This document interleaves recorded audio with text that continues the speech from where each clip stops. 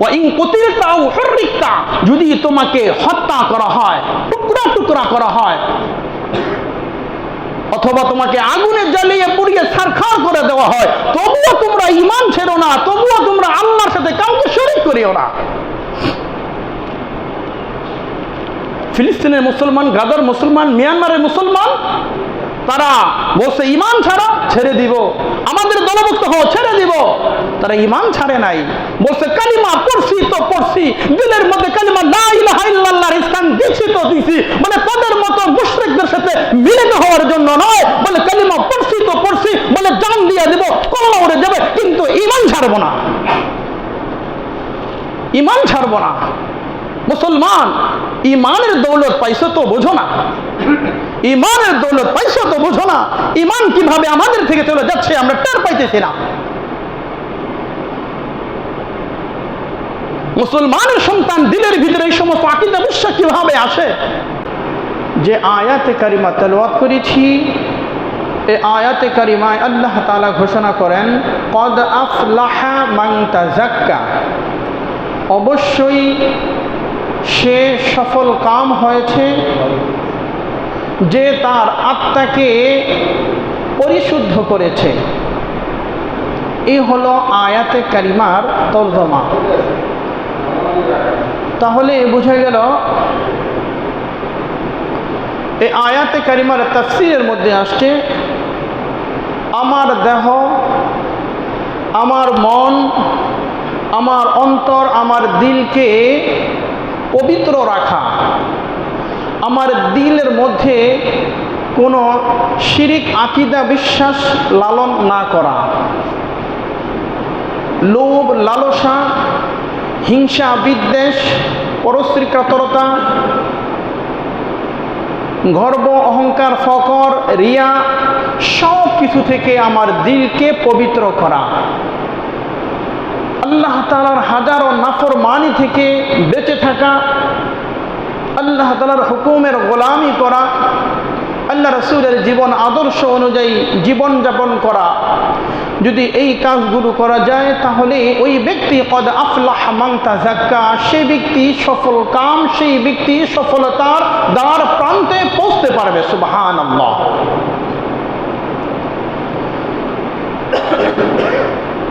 সর্বপ্রথম আমাদেরকে গায়রুল্লাহ থেকে আমাদের দিলকে খালি করতে হবে, গায়রুল্লাহ থেকে দিলকে পুত ও পবিত্র করতে হবে। যদি দিলকে গায়রুল্লাহ থেকে পবিত্র করতে না পারি, যদি আমার অন্তরকে শিরক মুক্ত করতে না পারি, কুফরি আকীদা বিশ্বাস থেকে যদি আমার দিলকে পবিত্র করতে না পারি, তাহলে আমার আত্মা পরিশুদ্ধ হবে না।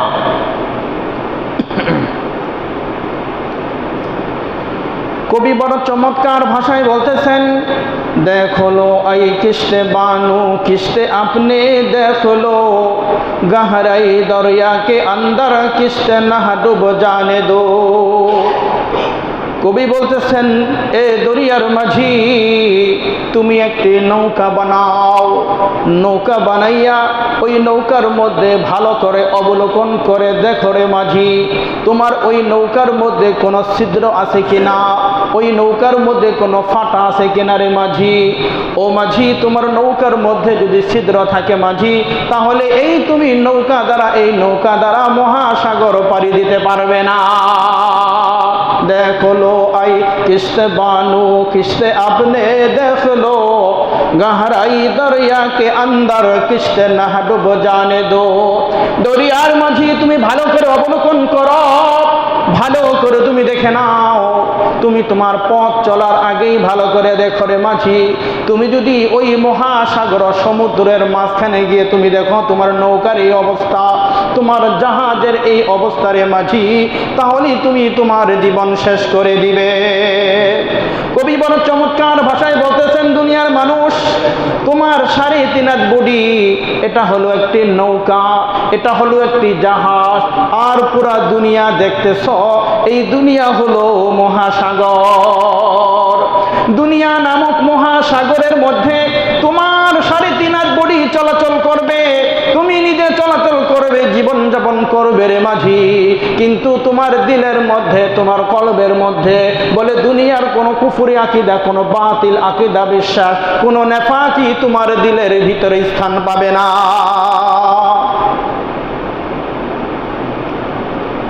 অনেক সময় আমি বলে থাকি,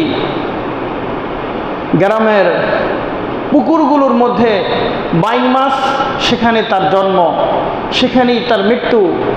বাইং মাছ থাকে পানি পুকুরের কাদার মধ্যে। বাইং মাছ যখন ধরে ওঠান তখন ওই মাছের মধ্যে কোনো কাদা থাকে? বাইং মাছের মধ্যে কোনো কাদা থাকে না। বাইং মাছ নিজেকে এটা বুঝিয়েছে, মাটিতে আমার বসবাস, পানিতে আমার জন্ম, এখানেই আমার বাসস্থান, এখানেই আমাকে থাকতে হবে, কিন্তু এই পুকুরের কাদা মাটি আমার শরীরের মধ্যে লাগানো যাবে না। আমি মুসলিম, আমি মুসলমান, আমি মুসলিম, আমি মুসলমান, আমি দুনিয়াতে বসবাস করব, দুনিয়া নামক এই সমুদ্রের মধ্যে, মহাসাগরে আমি চলাচল করব, আমার নৌকা, আমার জাহাজ, আমার স্টিমার আমি চালাবো, কিন্তু আমার দিলের ভিতরে কোনো কাদা লাগবে না, কোনো কুফরি লাগবে না, কোনো নেফাকি আমার দিলের মধ্যে থাকবে না। তাহলে গায়রুল্লাহর মোহাব্বত দিল থেকে বের করে দিতে হবে।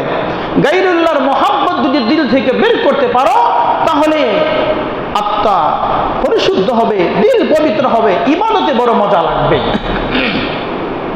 দিলের মধ্যে সর্বপ্রথম আমাদেরকে, দিলের মধ্যে যে আমাদের নেফাকি রয়েছে, এই নেফাক থেকে আমাদেরকে পুত পবিত্র হতে হবে।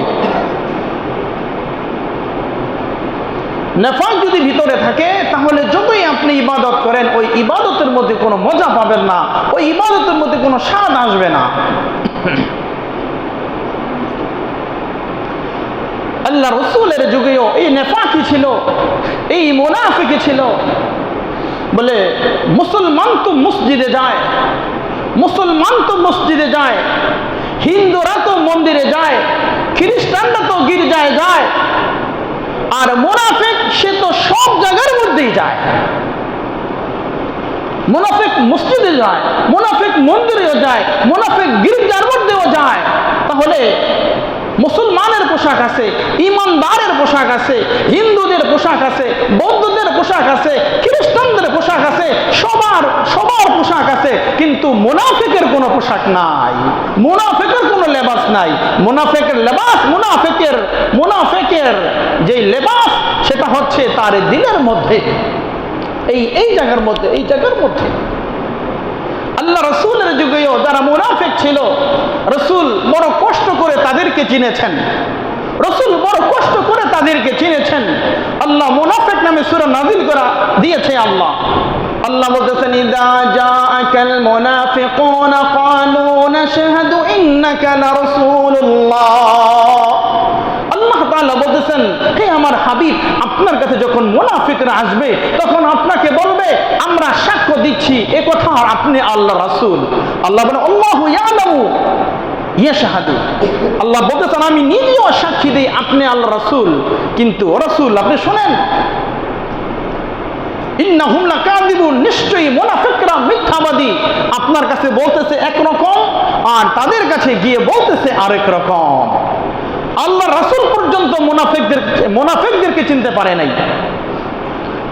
আল্লাহ রাসূলের চেনা বড় কষ্ট হয়ে গেছে, বড় কঠিন হয়ে গেছে। আল্লাহ রাব্বুল আলামিন বলেন, ইউখাদিউনাল্লাহা ওয়াল্লাযীনা আমানু ওয়া মা ইয়াখদাউনা ইল্লা আনফুসাহুম ওয়া মা ইয়াশউরুন। ইউখাদিউনাল্লাহা ওয়াল্লাযীনা আমানু, যারা মুনাফিক হবে, মুনাফিকরা আল্লাহ এবং ঈমানদারদেরকে ধোঁকা দেয়। মুনাফিকরা আল্লাহ এবং ঈমানদারদেরকে ধোঁকা দেয়।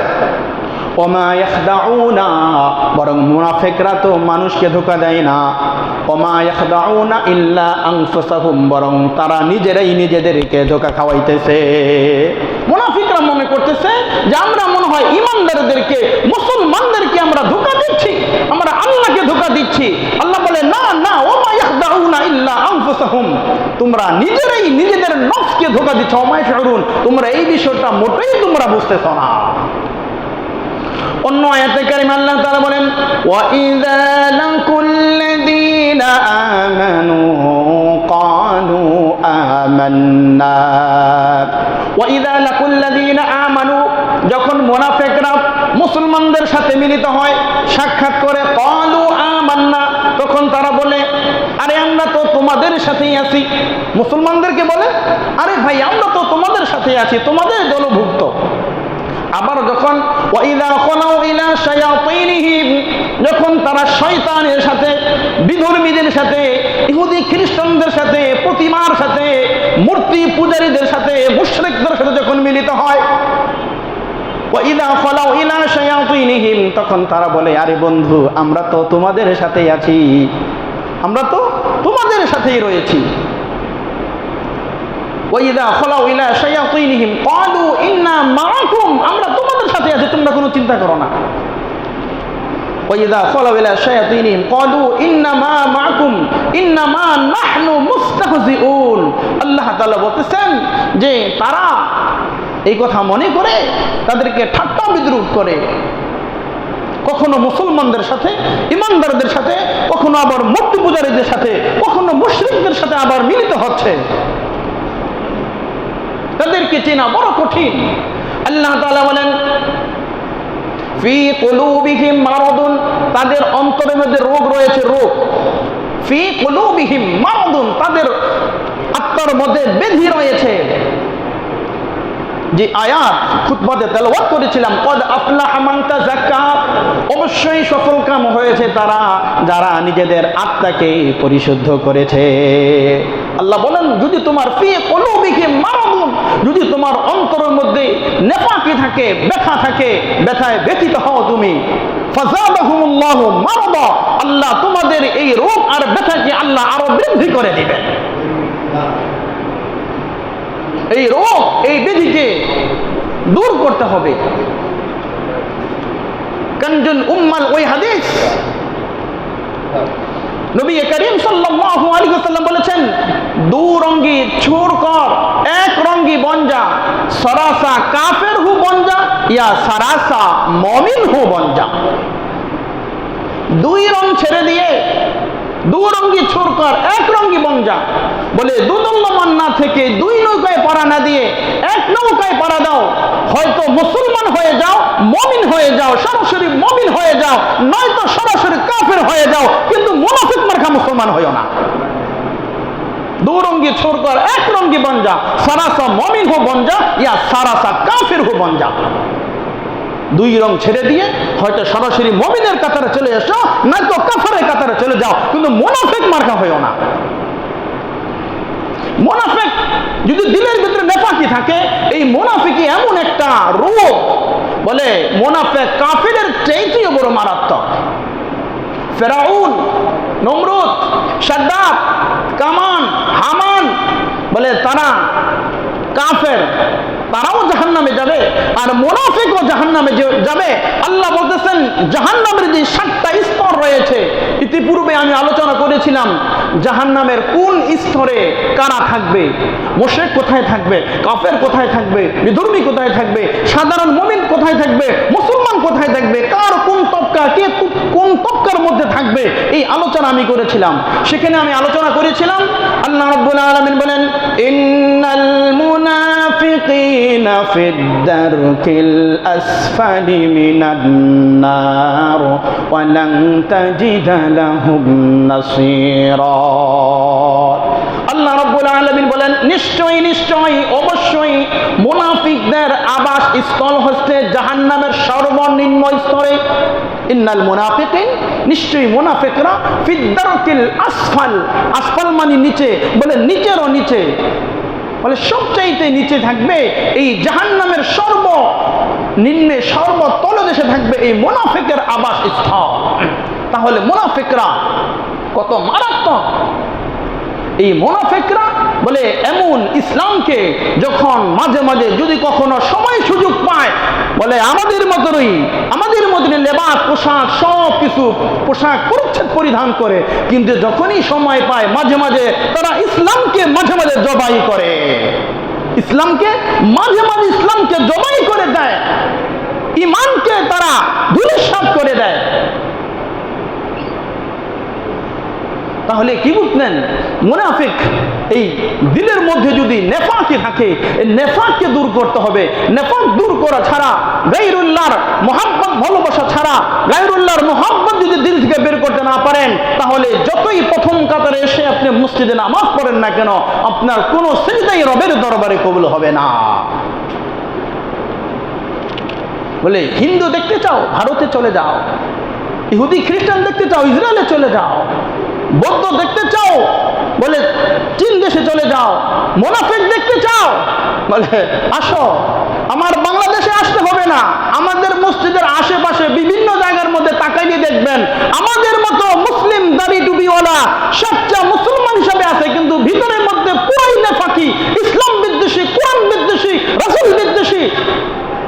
এই মনোভাব নিয়ে আমাদের সমাজে এই ধরনের মুনাফিক এখনো বসবাস করতেছে। এই মুনাফিকদের থেকে সাবধান।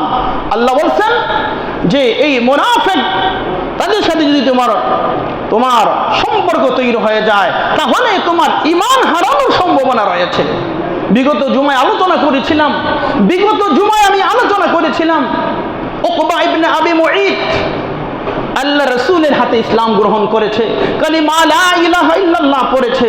তার বন্ধু উবাই ইবনে খলফ, এই উবাই ইবনে খলফ অন্তরঙ্গ বন্ধুর কাছে যাওয়ার পরে বলতেছে, কি করেছ? মুহাম্মাদের হাতে ইসলাম গ্রহণ করেছ, তাড়াতাড়ি যাও ইসলামকে ছেড়ে দিয়ে আসো। আল্লাহ রাসূলের হাতে ইসলাম গ্রহণ করেছে, রাসূলের জমানায়, রাসূলের যুগে মুসলমান হওয়ার পরেও এরপরে মুনাফিকের সাথে, কাফেরের সাথে, মুশরিকদের সাথে সম্পর্ক, ভালোবাসা, বন্ধুত্ব হওয়ার কারণে উকবা ইবনে আবি মুঈত বলে ঈমান থেকে দূরে সরে সে মুরতাদ হয়ে গেছে। বদরের প্রান্তরে উবাই ইবনে খলফ এবং উকবা ইবনে আবি মুঈতকে তাদেরকে কতল করা হয়েছে, হত্যা করা হয়েছে সেখানে তাদেরকে। ওই ব্যক্তি সফলতার দ্বার প্রান্তে পৌঁছতে পারবে যে তার আত্মাকে পরিশুদ্ধ করেছে। দিলের মধ্যে যদি নেফাকি থাকে তাহলে কি সম্ভব হবে? সম্ভব হবে না। মধু দামি জিনিস না?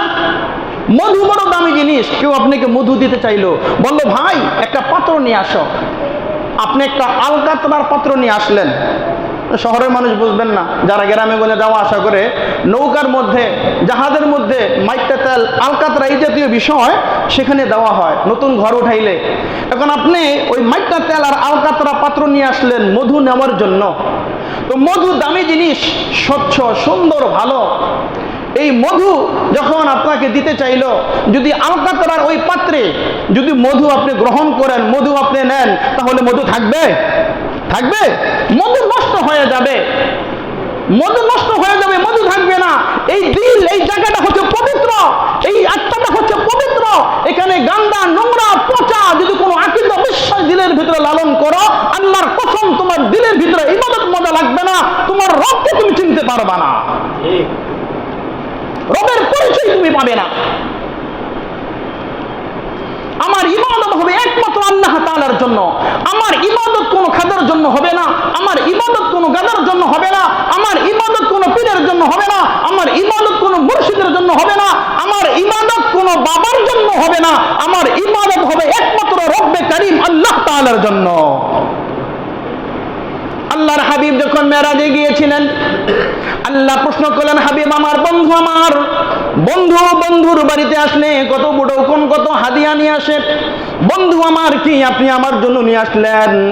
আল্লাহর হাবিব বলতেছেন, আনতা রব্বুল আলামিন, আপনি তো কোনো জিনিস আপনি পানাহার করেন না, আপনি তো কোনো বস্ত্র পরিধান করেন না। আপনি যদি কোনো খাবার খাইতেন তাহলে পৃথিবীর সবচাইতে সুস্বাদু খাবার আমি মুহাম্মদ আপনার জন্য নিয়ে আসতাম। ওগো আল্লাহ, আপনি তো কোনো বস্ত্র পরিধান করেন না, যদি কোনো বস্ত্র পরিধান করতেন পৃথিবীর সবচাইতে সুন্দর পোশাক পরিচ্ছদ আমি আল্লাহর জন্য নিয়ে আসতাম। হাবিব আমার কি আনছেন আপনি দেন আমাকে, তাহলে কি আনছেন আমার জন্য? নবী পাক সাল্লাল্লাহু আলাইহি ওয়াসাল্লাম বলতেছেন, আত-তাহিয়াতু লিল্লাহি ওয়াস-সালাওয়াতু ওয়াত-তাইয়্যিবাত। আল্লাহর হাবিব বলেন, আত-তাহিয়াতু লিল্লাহ, আমার সকল সম্ভাষণ, ওয়াস-সালাওয়াত, আমার নামাজ, আমার রুকু, আমার সিজদা, আমার তাসবিহ, তাহলিল, জিকির, আজকার, অত্তয়িবাত, আমার মালি ইবাদত, আল্লাহ সব কিছু আল্লাহ আমি তোমার জন্য নিয়ে এসেছি। সুবহানাল্লাহ। আমার শারীরিক ইবাদত, আমার মালিক ইবাদত, আমার সকল সম্ভাষণ আল্লাহ তোমার জন্য সব কিছু আমি নিয়ে আসছি। তিনটা জিনিস হাদিয়া দিয়া দিছে। আল্লাহ তাআলা বলেন, আসসালামু আলাইকা আইয়ুহান নবী ওয়া রাহমাতুল্লাহি ওয়া বারাকাতুহু। নবী আমার, আপনি আমাকে তিনটা জিনিস হাদিয়া দিয়েছেন, আমিও আল্লাহ আপনাকে তিনটা জিনিস হাদিয়া দিয়া দিলাম। আসসালামু আলাইকা, আপনার প্রতি শান্তি, ওয়া রাহমাতুল্লাহ, আপনার প্রতি রহমত, ওয়া বারাকাতুহু, ওগো নবীজি আপনার প্রতি শান্তি, রহমত, বরকত আমি আল্লাহর পক্ষ থেকে আপনাকে প্রদান করলাম। সুবহানাল্লাহ। আল্লাহর পয়গম্বর কেমন উম্মতের দয়া ছিল, বলে মেরাজে গিয়া আল্লাহর নবী উম্মতকে বলেন নাই, সেখানে গিয়া বলতেছে আল্লাহ আসসালামু আলাইকা। আসসালামু আলাইকা মানে আপনাকে। উলামায়ে কেরাম যারা আছেন বুঝবেন, শুধু নবীকে দেওয়া হয়েছে। আল্লাহর হাবিব বলতেছেন, আল্লাহ আমি আপনাকে তিনটা জিনিস দিলাম, আপনি আমাকে তিনটা জিনিস দিলেন, শুধু আমাকে দিলেন, আমার উম্মতকে আপনি কি দিবেন?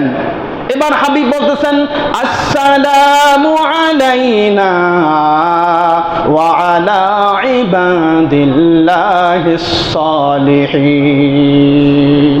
আসসালামু আলাইনা, ওগো নবীজি শান্তি, রহমত, বরকত আপনার যত উম্মত আছে, বলে সমস্ত উম্মতকে এই রহমত বরকত আমি আল্লাহর পক্ষ থেকে যারা আপনার সালিহিন ইবাদত গুজারি বন্ধ হবে তাদেরকে আমি এই তিনটা জিনিস তাদেরকে পুরস্কারে দিয়ে দিলাম। সুবহানাল্লাহ।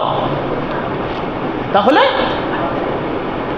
সেখানে শিরক মুক্ত ইবাদত, আল্লাহ তুমি আমার সকল সম্ভাষণ, আমার জবান দ্বারা যত প্রশংসা বের হবে সমস্ত প্রশংসা হবে কার?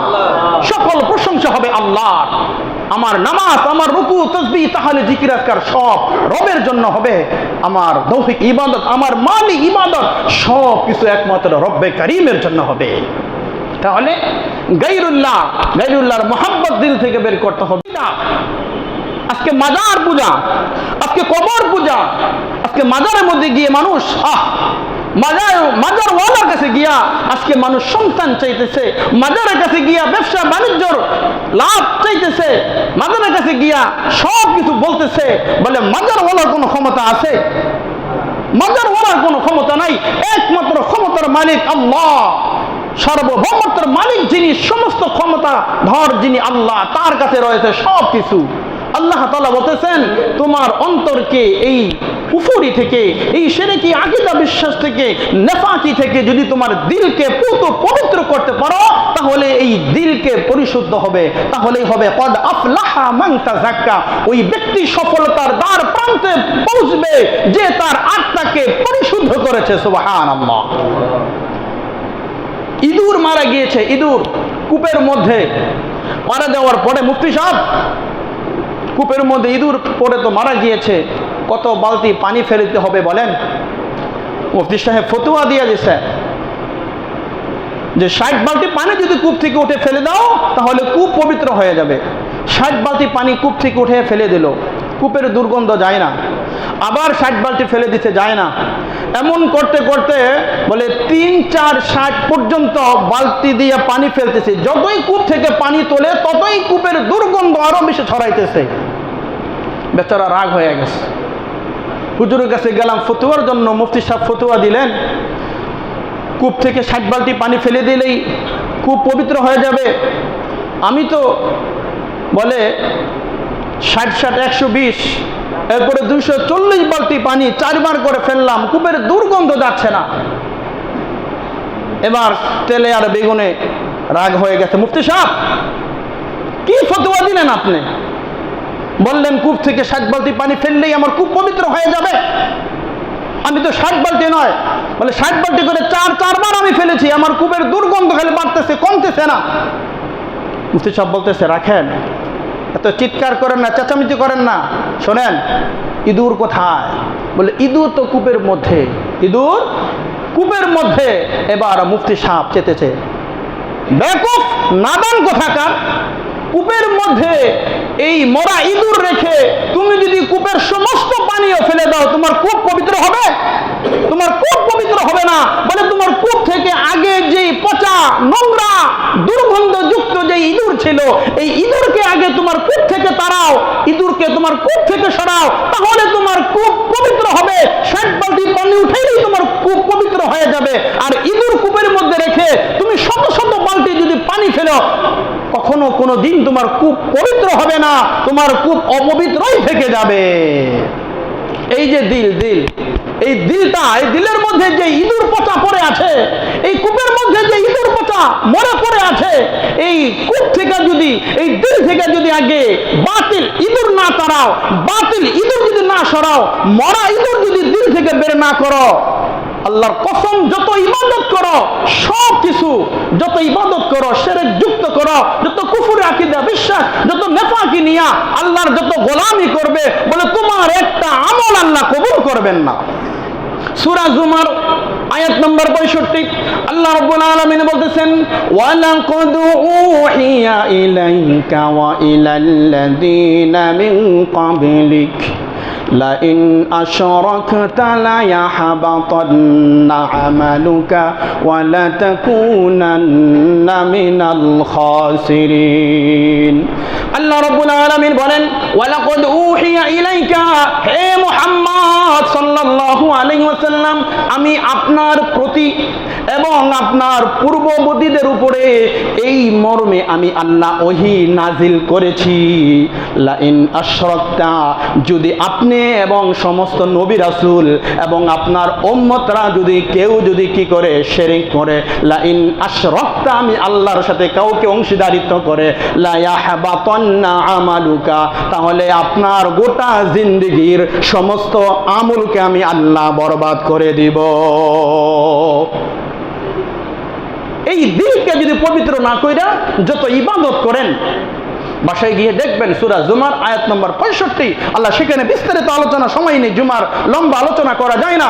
তো বলতেছিলাম, লা ইন আশরাকতা লা ইয়াহবাতান্না আমালুকা, শুধু এই কথা বলেন নাই তোমার আমল নষ্ট হবে। নবীজি আল্লাহ রাসূলকে এবং সমস্ত 1,00,000 বা 2,24,000 পয়গম্বরকে মেনশন কইরা সমস্ত উম্মতদেরকে আল্লাহ তাআলা নির্ধারিত করে বলছেন, হে মানব জাতি, হে গোটা বিশ্বের মানব জাতি, লা ইন আশরাকতা লা ইয়াহবাতান্না আমালুকা, তোমাদের আমল তো বরবাদ করেই দিব, লা তাকুনান্না মিনাল খাসিরিন, এবং তোমরা ক্ষতিগ্রস্তদের অন্তর্ভুক্ত হয়ে যাইবা।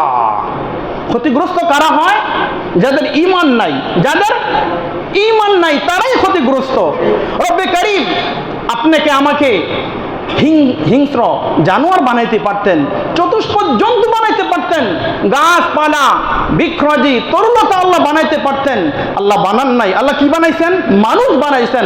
মানুষ বানাই আবার হরিশ্চন্দ্রের ঘরে আল্লাহ আপনারা আমারে দেয় নাই। আল্লাহ মুসলমানের ঘরে আপনাকে আমাকে জন্ম দিয়েছেন, মুসলমানের সন্তান আমরা, ঈমানের দৌলত আমরা পেয়েছি।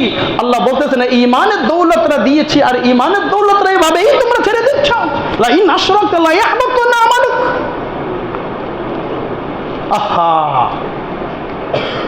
বিগত সপ্তাহে বলেছিলাম, ওয়া ইন কুতিলতা আও হুররিকতা, যদি তোমাকে হত্যা করা হয়, টুকরা টুকরা করা হয়, অথবা তোমাকে আগুনে জ্বালিয়ে পুড়িয়ে ছারখার করে দেওয়া হয়, তবুও তোমরা ঈমান ছেড়ো না, তবুও তোমরা আল্লাহর সাথে কাউকে শরীক করিও না। ফিলিস্তিনের মুসলমান, গাজার মুসলমান, মিয়ানমারের মুসলমান, তারা বলছে ঈমান ছাড়া ছেড়ে দিব, আমাদের দলভুক্ত হও ছেড়ে দিব। তারা ঈমান ছাড়ে নাই, বলছে কালিমা পড়ছি তো পড়ছি, দিলের মধ্যে কালিমা লা ইলাহা ইল্লাল্লাহর স্থান দিছি তো দিছি, মানে তাদের মতো মুশরিকদের সাথে মিলিত হওয়ার জন্য নয়, বলে কালিমা পড়ছি তো পড়ছি, বলে জান দিয়ে দেব, কলমা উড়ে যাবে, কিন্তু ঈমান ছাড়বো না, ঈমান ছাড়বো না। মুসলমান, ঈমানের দৌলত পাইছো তো বোঝো না, ঈমানের দৌলত পাইছো তো বোঝো না, ঈমান কিভাবে আমাদের থেকে চলে যাচ্ছে আমরা টের পাইতেছি না। মুসলমানের সন্তান দিলের ভিতরে এই সমস্ত আকীদা বিশ্বাস কিভাবে আসে? সাউথ ইউনিভার্সিটিতে সেখানে আপনারা দেখেছেন কোরআনের অবমাননা। আজকে এই যেই ছেলেটা এই কোরআনের অবমাননা করেছে, যাকে পাগল বলে চালিয়ে দেওয়া হচ্ছে, কই এই ছেলের তো কোনো গীতাকে পড়লো না, কোনো রামায়ণকে পড়লো না, কোনো বেদকে পড়লো না, অন্য কোন ধর্মগ্রন্থকে সে তো আগুন দিয়ে জ্বালাইলো না, সেটাকে অবমাননা করলো না, কোরআনকেই কেন অবমাননা করলো? আর সে যদি অসুস্থ হয়, সুস্থ মস্তিষ্কে না হয়, তাহলে সে কেন এত বড় একটা ইউনিভার্সিটিতে সে পড়াশোনা করবে? তাকে তো সেই পাটনা ভর্তি করা দরকার ছিল। কিভাবে আসে সেখানে? বুঝতে হবে মুসলমানদের ঈমান আকীদাকে নষ্ট করার জন্য, মুসলমানদের যুবকদের ঈমানি পরীক্ষাকে চেতনা করার জন্য বিধর্মীরা কয়েকদিন পরে পরে ভাবে ইসলাম বিদ্বেষী কার্যকলাপ, ইসলাম দ্রোহী কার্যকলাপে তারা লিপ্ত হয়। ইউনাইটেড ইন্টারন্যাশনাল ইউনিভার্সিটিতে সেখানে আল্লাহ রাসূলকে অবমাননা করা হয়েছে, অথচ আল্লাহর রাসূল বলেছেন মান সাব্বা নাবিয়ান ফাকতুলুহু, যেখানেই যে আমার রাসূলকে কটূক্তি করবে, যে আমার রাসূলের শান মান ইজ্জতের খাটো করবে, বলে তার একমাত্র শাস্তি হচ্ছে ফাকতুলু, তাকে তোমরা হত্যা করো। মান সাব্বা নাবিয়ান, যে রাসূলকে গালি দিল, যে রাসূলকে কটূক্তি করলো, আমার রাসূলকে যে অবমাননা করলো, আজকে মুসলমানের হৃদয়ের মধ্যে আগুন জ্বালিয়ে দিয়েছে। কোরআনকে অবমাননা করে আল্লাহ রাসূলকে গালি দিয়ে মুসলমানদের কলিজার মধ্যে আজকে আগুন ধরিয়ে দিয়েছে। মানবতার মুক্তির দূত, মানবতার মুক্তির দিশারি আখেরি নবী জনাবি মুহাম্মদ রাসূলুল্লাহ সাল্লাল্লাহু আলাইহি ওয়াসাল্লাম আমাদের বলে কোটি কোটি মানুষের হৃদয়ের স্পন্দন এই মহামানবের বিরুদ্ধে, মহামানবকে অবমাননা করে যে সকল কুলাঙ্গার আল্লাহ রাসূলকে অবমাননা করে, বলে তাদের দিলের ভিতরে সমস্ত আকীদা বিশ্বাস থাকার কারণে আল্লাহ রাসূল বলছেন যেখানেই পাও সেখানেই তাদেরকে হত্যা করো। বড় আফসোসের বিষয়, যখন বহির্গত দেশে যখন আল্লাহ রাসূলকে কটূক্তি করা হয়, এখান থেকে আমরা আমাদের ঈমানের চেতনা, মান রাআ মিনকুম মুনকারান ফালিয়ুগাইয়িরহু বিয়াদি, নবীজি বলেন কোন খারাপ কাজ দেখেছ, শুনেছ, তুমি তোমার হাত দ্বারা বাধা দাও, হাত দ্বারা পারো নাই, জবান দ্বারা প্রতিহত করো, জবান দ্বারা প্রতিহত করার সেই সাধ্য, সেই শক্তি, সেই ক্ষমতা তোমার নাই, দিলে দিলে তুমি ঘৃণা করো। ও যালিকা আদআফুল ঈমান, এটাই হলো ঈমানের সর্বনিম্ন স্তর একজন মুসলমানের। আমার রাসূলকে বহির্গত এসে কটূক্তি করার কারণে আমরা এখানে সেখান পর্যন্ত যেতে পারি নাই, কিন্তু আমরা এটার প্রতিবাদ করেছি। আজ আজকে বাংলাদেশে কোরআনকে অবমাননা করে, দিনের ভিতরে আকীদা বিশ্বাস পালন করে আমার নবীকে যারা গালি দেয়, মুসলমান যদি চুপ থাকো তাহলে তোমাদের মতো মুনাফিক আর আল্লাহর জমিনে আর কেউ নাই। সুতরাং রাষ্ট্রীয়ভাবে যারা ক্ষমতায় রয়েছেন, ডক্টর মোহাম্মদ ইউনূস সাহেবকে আমরা বলবো, আল্লাহর শাতেমে রাসূলকে সর্বোচ্চ শাস্তি মৃত্যুদণ্ড দিতে হবে। কি বলেন আপনারা? আল্লাহ রাসূল বলছেন আমাকে গালি দিয়েছে, আমাকে কটূক্তি করেছে, সেখানে তাকে যেখানেই পাও, এমনকি হেরাম শরীফের মধ্যে সেখানে মানুষ নিরাপদ, মানুষকে আঘাত করার কোনো অপশন নাই, বলে সেখানে যদি পাও মান সাব্বা নাবিয়ান ফাকতুলু, বলে সেখানেই তাকে হত্যা করো। এজন্য আজকে আমরা প্রতিবাদ করার কারণে তাওহীদি জনতা, যুবকরা, মুসলিম জনতা, আজকে আম জনতা এটার বিরোধিতা করার কারণে আজকে হয়তোবা এই অপূর্ব তার মতো একজনকে আমরা দমন করলাম। আজকে এই ভার্সিটি, কালকে অমুক ভার্সিটি, আজকে অমুক জায়গায়, কালকে তমুক জায়গায়, বলে একের পরে এক নাস্তিক মুরতাদ আর বলগাররা এইভাবেই কোরআন নিয়ে অবমাননা করবে, মুসলমানের ঈমান নিয়ে সিনেমিনি খেলবে, মুসলমানের যে রাসূলকে গালি দিবে, কটূক্তি করবে, মুসলমান একের পরে এক প্রতিবাদ করবে, কিন্তু আবার পুঁটি মাছের মতো আবার আরেক দিক দিয়ে কখনো চট্টগ্রাম, কখনো ঢাকা, কখনো খুলনাতে, বলে বিভিন্ন জায়গার মধ্যে এমন ভাবে মাথা চাড়া দিয়ে উঠবে। এই জন্য যারা দায়িত্বশীল রয়েছেন, আমি এই কথাই স্পষ্ট আমরা বলতে চাই, মুসলমানদের পক্ষ থেকে এই কথাই আমাদের দাবি, বলে যদি আমার কখনো কোনো নবী দ্রোহী, ইসলাম দ্রোহী, যদি কোনো নাস্তিক মুরতাদ বলগার যেখানেই মাথা চাড়া দিয়ে উঠবে, সেখানেই তাকে সর্বোচ্চ শাস্তির ব্যবস্থা, তাকে মৃত্যুদণ্ড তাদেরকে দিতে হবে। বাইতুল মুকাররমে এমন একজন নাস্তিক মুরতাদ আল্লাহ রাসূলকে কটূক্তি করেছে, প্রকাশ্যে মানুষের সামনে তাকে ফাঁসি দেন। প্রকাশ্যে আল্লাহ রাসূলকে অবমাননা করার কারণে, আল্লাহর কোরআনকে অবমাননা করার কারণে, মুসলমানদের হৃদয়ে আগুন ধরানোর কারণে একটা আইন বাস্তবায়ন করেন। শুধুমাত্র কেবলমাত্র একটা আইন বাস্তবায়ন করেন। একটা আইন বাস্তবায়ন করলে আর বাংলাদেশে কোনো কুলাঙ্গার আর আমার রাসূলকে গালি দেওয়ার সাহস পাবে না। আমাদের মহাগ্রন্থ আল কোরআনকে অবমাননা করার সাহস আর কোন কুলাঙ্গারের কোনোদিন হবে না। কুল্লুকুম রাইন ওয়া কুল্লুকুম মাসউলুন আন রাইয়াতিহি ফাল ইমামু রাইন মাসউলুন ওয়া হি আন রাইয়াতিহি। প্রত্যেক ব্যক্তি দায়িত্বশীল, আপনাকে আপনার দায়িত্ব সম্পর্কে জিজ্ঞাসা করা হবে। আপনি যদি বলেন পূর্ববর্তী যারা রয়েছে, পূর্ববর্তী যারা ছিল তারা তো এই আইন বাস্তবায়ন করে নাই, পূর্ববর্তী যারা ছিল তারা তো করে নাই, ঠিক আছে, কিন্তু আপনি বর্তমান দায়িত্বশীল, আপনি দায়িত্বরত রয়েছেন, আপনি কত চাওয়া পাওয়া কবুল করতেছেন, গ্রহণ করতেছেন।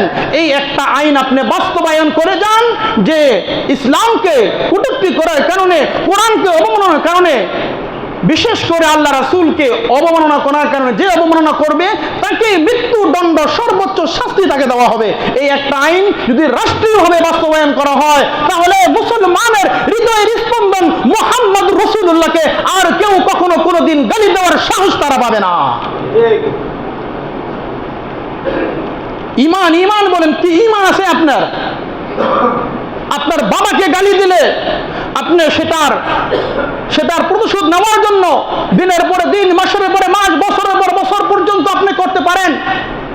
আর আমার রাসূলকে এত বারবার একের পরে এক কটূক্তি করেছে, একের পরে এক এত অবমাননা করেছে, কিন্তু আমার রাসূলের অবমাননা আপনি সহ্য করতে পারলেন, কিন্তু আপনার বাবার অবমাননা আপনি সহ্য করতে পারলেন না। কেমন মুসলমান আপনি, কেমন মুসলিম আপনি?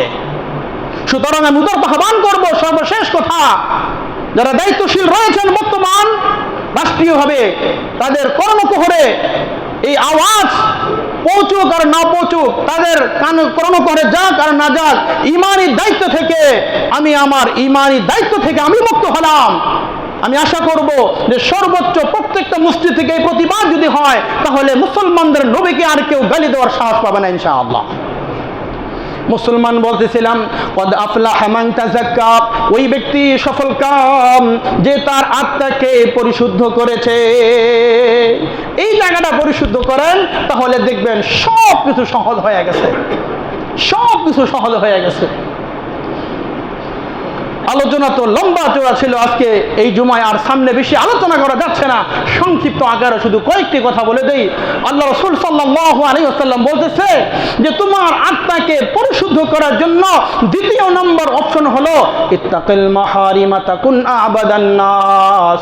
আল্লাহর পয়গম্বর বলছে, ও আমার উম্মতেরা, তোমরা সমস্ত হারাম থেকে বাঁচো, তাহলে তোমরা সবচেয়ে বড় ইবাদতকারী হতে পারবা।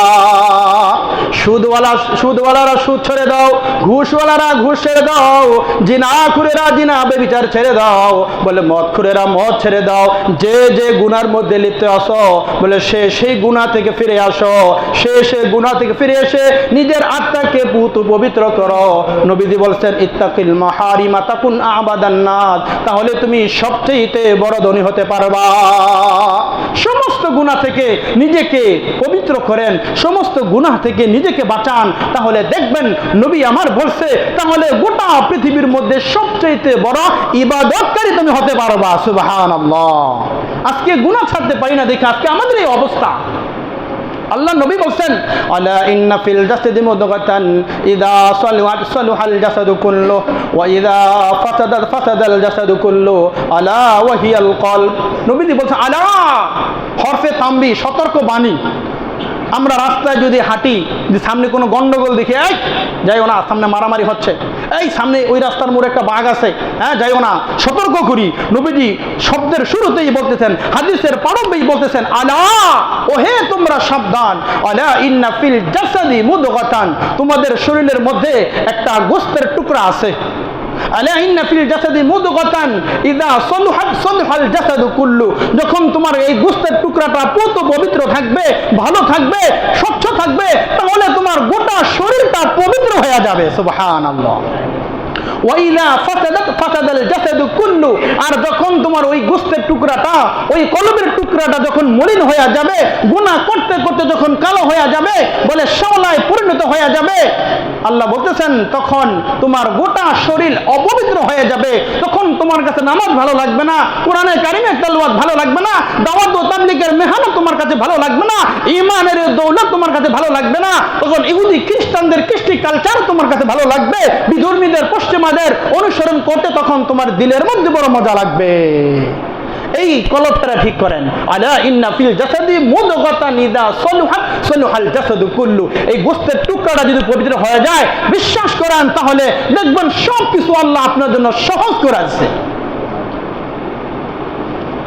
দ্বিতীয় নাম্বার হলো নবী পাক সাল্লাল্লাহু আলাইহি ওয়াসাল্লাম বলতেছেন যে হারাম ছেড়ে দাও। হারাম ভক্ষণ যদি ছেড়ে দিতে পারো, তাহলে ইবাদতের মধ্যে বড় মজা লাগবে। যতই তুমি হারামের মধ্যে লিপ্ত হবে, সুদ, ঘুষ, জিনা, ব্যভিচার, চাঁদাবাজি, বলে সব কিছু থেকে যদি নিজেকে বাঁচাইতে না পারো, এই হারাম শুয়োর খেয়ে দিলটাকে অপবিত্র করে এই কলবটাকে নষ্ট করে দিলে, বলে তোমার এই দিলের মধ্যে কোনো ইবাদত মজা লাগবে না। মজা লাগবে? কোনো মজা লাগবে না। নবীজি বলছেন লা ইয়াদখুলুল জান্নাতা জাসাদুন গুযিয়া বিল হারাম। যেই শরীরটা হারাম দ্বারা লালিত পালিত হয়েছে, বলে ওই শরীরটা আল্লাহর তৈরি জান্নাতে প্রবেশ করবে না।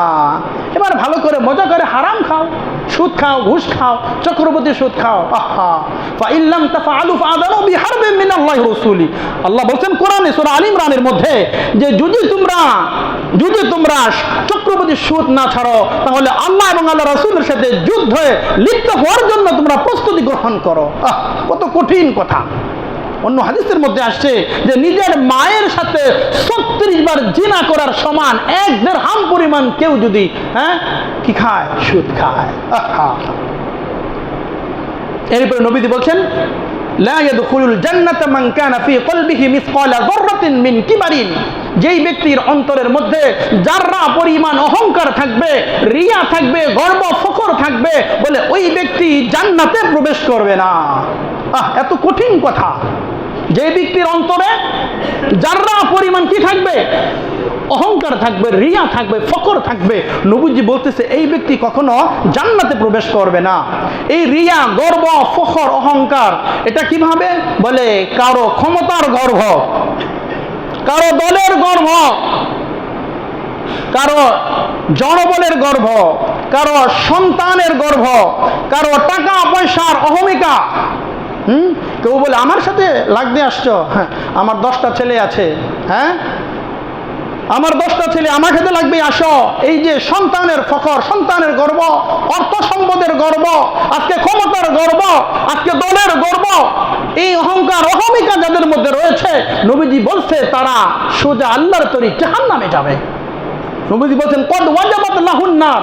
সাহাবীরা জিজ্ঞাসা, ইয়া রাসূলুল্লাহ, কার জন্য ওয়াজিব হয়ে গেল? কদ ওয়াজাবাত লাহুন নার, কার জন্য জাহান্নাম ওয়াজিব? নবীজি বলছে হারামাল্লাহু আলাইহিল জান্নাহ। যে ব্যক্তি অহংকার, গর্ব, রিয়া, ফখর করবে, বলে তার জন্য আল্লাহ জান্নাতকে আল্লাহ হারাম করে দিয়েছেন।